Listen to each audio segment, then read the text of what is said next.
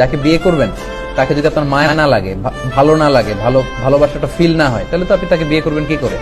আমি বলি যে যাকে ভালোবাসবেন তাকেই বিয়ে করবেন জীবনে।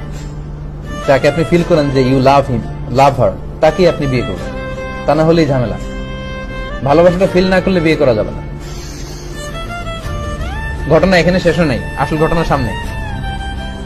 যদি তোমরা কেউ কাউকে প্রপোজ করো, তখন যদি ওই মেয়ের কিছু অংশ, তার চেহারা, তার শরীর, তার দেহ সব মিলে তাকে দেখে এমন কিছু দেখে নেওয়া যায় যেটা তোমাকে তাকে বিয়ে করার প্রতি উদ্বুদ্ধ করবে, সেজন্য এটা করে। এই হাদিস শুনে জাদা আবু দাউদ উনি অতিরিক্ত বর্ণনা করেন যে কলা জাবের বলল ফা খতাবতু জারিয়াতান, এরপর একটা মেয়েকে আমি প্রপোজ করলাম, ফাকুনতু আতাখাব্বাউ লাহা, এরপর প্রপোজ করার পর থেকে আমি তার জন্য লুকিয়ে লুকিয়ে তার দেখতাম। আল্লাহ রাসূলের সাহাবী। হাত্তা রাআইতু মিনহা, এরপর আমি তার এমন কিছু দেখে নিলাম